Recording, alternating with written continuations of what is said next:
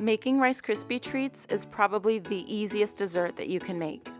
With just 3 ingredients, you'll have a delicious treat that's ready in minutes. The first step is to heat a large pot with low heat. I go ahead and add 1 stick of salted butter to the pot. Go ahead and allow it some time to melt. If you like, you can go ahead and stir it around some with a spatula just to help it melt just a little bit faster.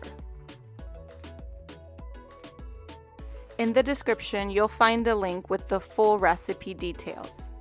So I go ahead and let the butter completely melt, and once it's completely melted, the next step is I'm going to be adding the marshmallows. I have to admit, my husband is the Rice Krispie Treat expert, and he uses mini marshmallows, so that's what I'm going ahead and using today. I go ahead and add the whole 10-ounce bag of mini marshmallows to the pot, and then I'm going to allow it to kind of melt. So I stir it consistently with the spatula as I basically allow it to melt on the low heat setting. I keep stirring to coat all the marshmallows with the butter. Now, if you prefer to see those little bits of marshmallow chunks, then you can basically stop at this point and leave the marshmallows kind of melted but chunky. But we really prefer kind of the more smooth, consistent texture. So we really just keep mixing and mixing until basically it's nice and smooth like this. This is how my family likes it. So this is how we make it. Next, we go ahead and add the Rice Krispies cereal. Basically, we pre-measured out 6 cups and then just dump it all in at once. Now at this point, you want to go ahead and start to work fast. So I really go ahead and mix it all together. I do it quickly because I don't want the Rice Krispies to already start to set while they're still in the pot. I don't want them to get hard yet. So I keep mixing until I feel like all of the marshmallows are kind of evenly coated on all of the Rice Krispies cereal. Oh, and I forgot to mention, basically once you're adding the Rice Krispies cereal, the stove should be off.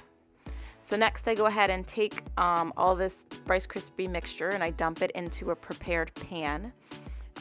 Later on I'll post a short video about how I prepare my pans with parchment paper.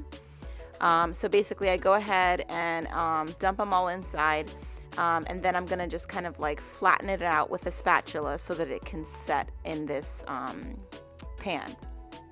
I go a little crazy with kind of flattening it out. I basically really get in there with the spatula and all the edges and kind of press down just to make it nice and consistent.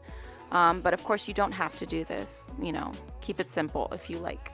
The next step is the hardest part, and that's that you have to set it aside and let it cool completely before you cut it.